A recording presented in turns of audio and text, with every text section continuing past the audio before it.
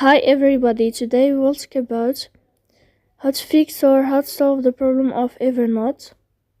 You will go to settings. Here you can click on apps, default apps, app settings. On above we can search about Evernote and you will enter. Here you can click on first stop and you can click OK. After that you'll enter to the window of storage. Then you can click on clear cache. In the end you can turn off your phone and you can turn on your phone again. So please don't forget to support us by like and subscribe.